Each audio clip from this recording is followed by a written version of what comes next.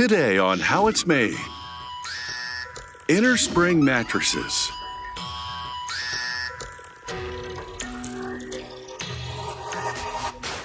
Stand-up paddleboards.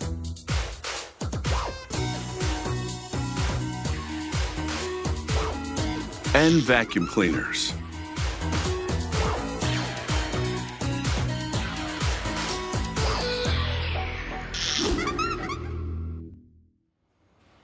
An inner spring mattress is made with steel wire springs to support a person's body weight. The quality of the mattress is usually determined by the thickness of the steel wire, the number of springs, and how the springs are configured and linked to form the inner support system. Most of this inner spring mattress is crafted by hand. The material in between the springs contains multiple layers of batting made from a blend of polyester fiber and organic cotton fiber.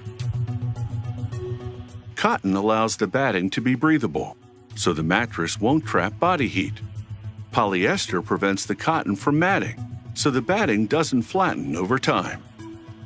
This machine feeds both materials to a carding machine.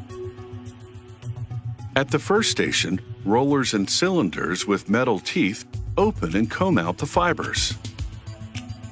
Next, the blended polycotton is formed into a thin, fluffy sheet. The next station layers the sheet. Rollers compress the layers to form a thicker sheet about 2 3/4 inches high. The machine cuts the sheet to the width and length of the specified mattress. A technician places the finished bat on a scale to ensure it hits the target weight. He piles 18 bats on a cart, which is how many are required for just one mattress. Meanwhile, another technician builds the mattress's support structure known as the inner spring unit. A coiling machine pulls spring steel wire off a spool, then winds and cuts it into coils. The top and the bottom of each coil are crimped, creating interconnection areas. A technician inserts spring steel wire into a lacing machine and places a row of coils on a table. As the machine advances, the helical wire catches the coils at the points where they're crimped, lacing them together. The process is repeated until the spring structure is the size of the mattress. The perimeter of the mattress is framed with more helical wire. The fabric surface of a mattress is known as the ticking. A seamstress marks the required dimensions on a stack of cotton fabric. Using a rotary cutting blade, she cuts the ticking fabric along the marked dimensions. A sewer hems the edges of all 3 panels. This step will strengthen the connected seams. He also sews on the labels listing the product and safety information. The sidewall consists of 4 layers: the ticking, 2 types of bats, and a backing fabric. A seamstress pulls the layers through a stamping machine, which fastens the layers together with a pair of brass eyelets every 2 3/4 inches. Using another stamping machine, she attaches cord handles with large brass grommets. The handles make it easier to flip and rotate the mattress to ensure even wear. Another technician covers the inner spring unit with a lightweight fabric and pads the corners with batting to prevent indentation. He attaches the fabric backing of the sidewall to the wire perimeter of the inner spring unit with hog ring staples. He tops this side of the mattress with 9 bats, equivalent to 27.5 inches of padding.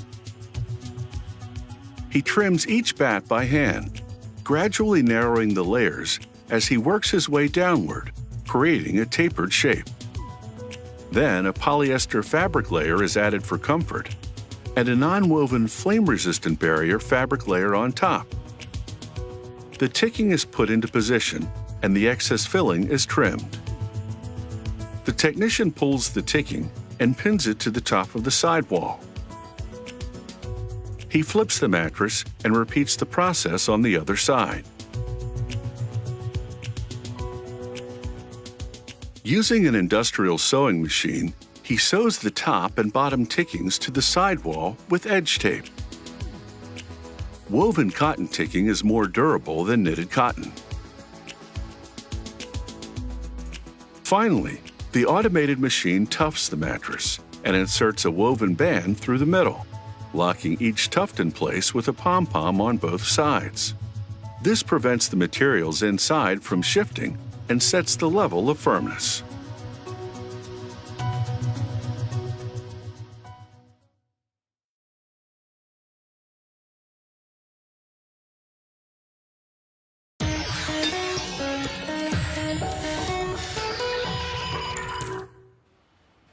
Stand-up paddling has become a popular sport, but paddleboards have been around for over 3,000 years.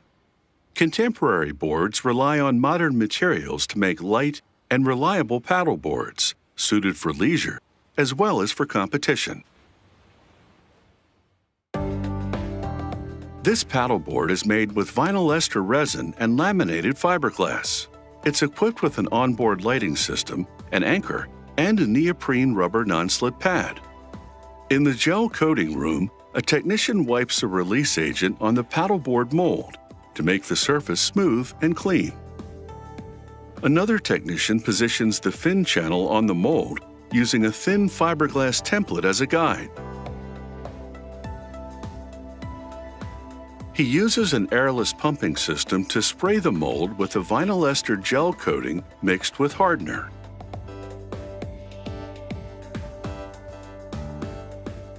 He takes a mill gauge to make sure the hull thickness is even. A technician prepares to make the first structural layer of the hull using a 3/4 ounce bidirectional fiberglass mat. First, he pulls out a panel of fiberglass and covers the gel-coated surface. Using fabric scissors, he cuts the mat and makes the fiberglass skin as tight as possible. He tears the mat to conform it to the rounded shape of the gel coat and fits the mat to the edge of the hull. He applies vinyl ester resin with a paint roller. The resin saturates the fiberglass, which merges with the gel coating. Extra material is placed over the fin channel to strengthen the structural bond between the channel and the hull. Then, the technician uses a bubble roller to push out air bubbles. He applies a second coat of fiberglass to reinforce the structural integrity of the board. In the assembly room, another technician fits a template on the board deck and traces the contours of the hand grab mount with a pencil. He uses an air saw to cut out a slot in the fiberglass laminate to fit the hand grab mount.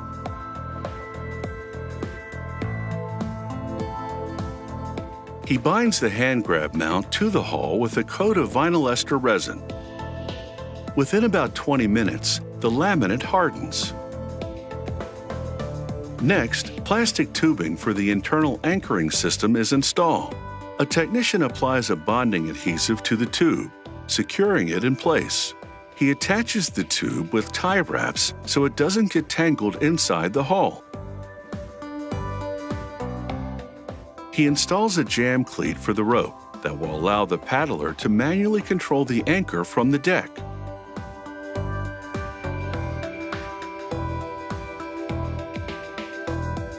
The hull's cured vinyl ester resin is now firmly bonded to the structural laminate.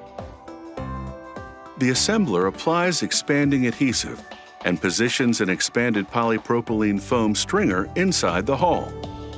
The foam stringers are the backbone of the board. They support the weight of the paddler on the deck while keeping the board as light as possible. Using a nylon wedge and a rubber mallet, the assembler removes the mold from the hull. Since the hull is so lightweight, two assemblers can lift and flip it onto a cart. An assembler trims off the excess laminate using an air cutter fitted with a diamond cutting blade. He levels the foam stringers with a file blade ensuring the tightest possible fit between the hull and deck. He applies expanding foam adhesive on the stringers before he places the deck on the foam with the help of a coworker. The adhesive quickly binds the parts together. The vinyl rub rail, designed as a side protection, masks the joint between the deck and the hull. The hull contains a dry storage hatch where the onboard battery is housed. The 8 amp-hour battery can activate the power pole, a micro-anchor designed for shallow waters. In deeper waters, a paddler can manually activate the internal anchor system with a 16-foot nylon cord. Finally, this board is ready to hit the water.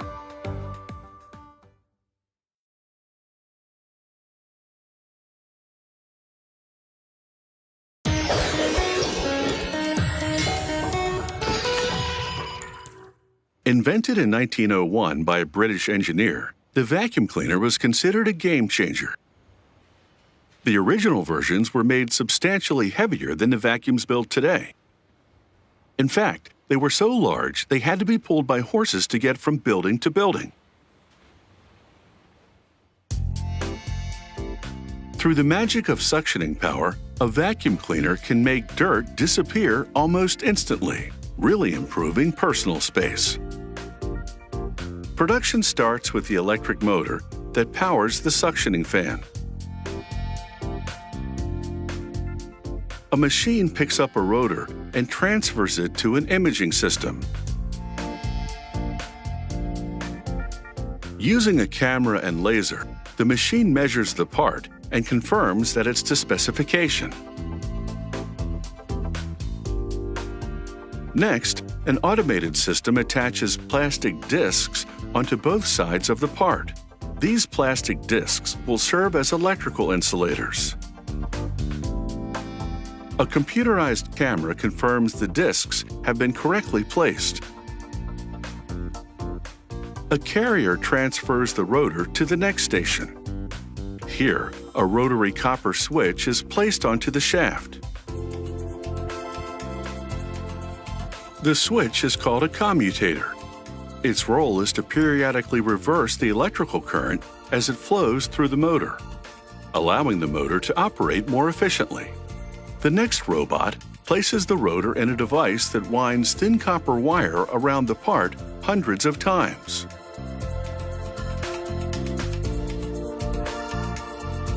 These windings will be used to create a rotating magnetic field in the motor.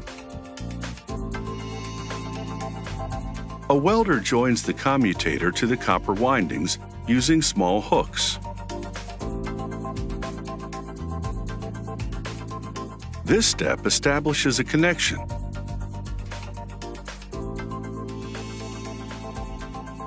A machine slides a slatted plastic cover over the rotor. The slats fit in the rotor grooves. The cover reduces the noise the rotor makes as it revolves at high speeds. Spouts drip synthetic resin onto the copper windings. As it hardens, the resin stabilizes the windings, ensuring there are no loose wires. A computerized cutting tool shaves off a small amount of the commutator, making it round and smooth. A robot then deposits the rotor on looped belts.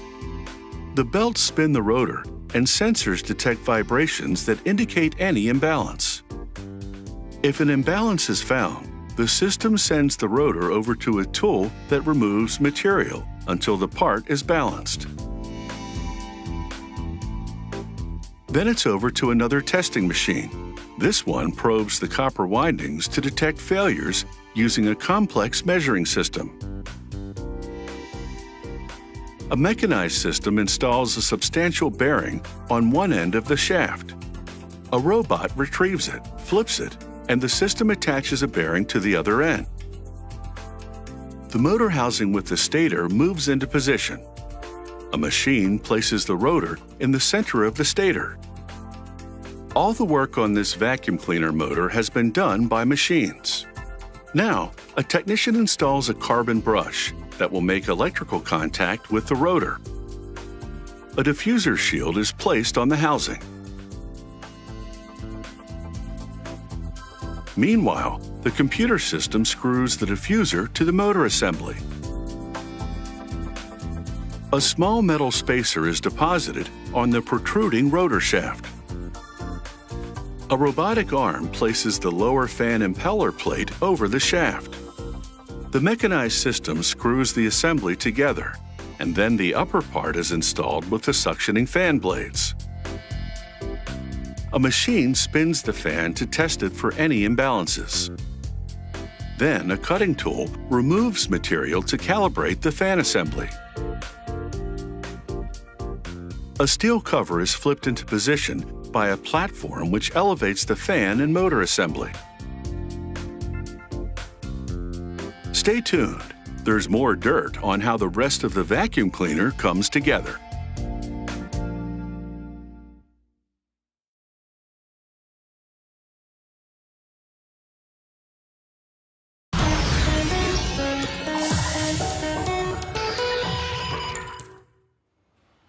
While the vacuum cleaner may alarm your pet, to an enthusiastic cleaner, this is an awesome machine.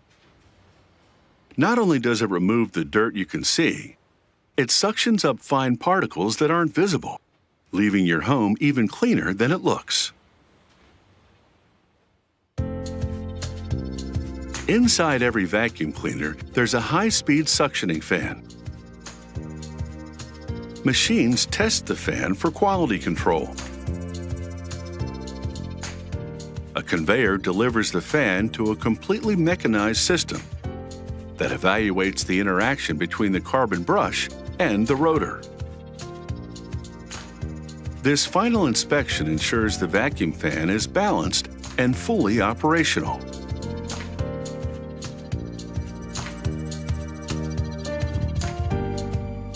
A technician applies a rubber seal to the rim of the vacuum's lower housing. He inserts the power supply reel in a hollowed-out compartment. The fan is installed and connected to the power supply reel. He snaps the back panel to the lower housing. The power supply cable is plugged in for a later check. The next component assembled is the control panel. A technician screws the control panel to a mounting plate. A rubber bumper is placed along the edge of the cover frame. The cover frame is then transferred to the vacuum. A dust bag is attached to a bracket that straddles the frame. At the next station, a robotic system stabilizes the assembly and attaches the frame to the housing.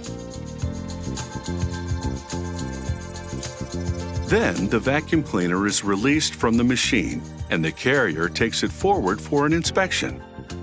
An inspector installs foot switches for the power cord and for machine activation. He tucks a filter into its slot. The cover panel now arrives via conveyor. The technician snaps it into place on the cover frame. He installs a hinged access panel, which houses the suction tools until needed. This is the final step to complete the assembly of this vacuum cleaner. Another kind of vacuum cleaner uses easy-to-empty plastic canisters for dirt collection. It uses a substantial filter to separate dirt from the air. Suctioned air and dirt spin within this canister. Larger dirt particles fall to the bottom, while finer particles become embedded in the filter. A technician installs the filter canister in the vacuum cleaner housing and inserts a nozzle accessory in a slot. Down the line, another worker installs a top plate. Next, a clear plastic interceptor is installed, which collects the majority of the dirt. The technician applies a plastic bumper to the back of the vacuum. With the assembly complete, this bagless vacuum cleaner heads towards the inspection station. Both kinds of vacuum cleaners undergo final testing. A robot plugs the opening for the hose, turns the power on, and tests every function, while a computer measures its performance. Cleared for retail, the robot removes the hose. The vacuum cleaner heads toward the packaging line. A robot lifts and carries the vacuum cleaner, stopping above a vacuum cleaner that's already on the conveyor. The vacuum on the conveyor moves forward, and sensors signal the robot to set the second vacuum down. The vacuum cleaner moves along the conveyor belt into a sheet of plastic wrap, which envelops the product. Heated knives cut and seal the ends in one action. This protects it from superficial scratches during transport. A technician uses molded pieces of foam to slide the vacuum into a cardboard box. The foam pieces remain in the box to stabilize the vacuum during transport. Equipped with either a bag or a plastic receptacle, the technology is all up to the consumer's preference. Regardless of the model, each type of vacuum can make dust bunnies stuck in the corners of rooms and under beds vanish before your eyes.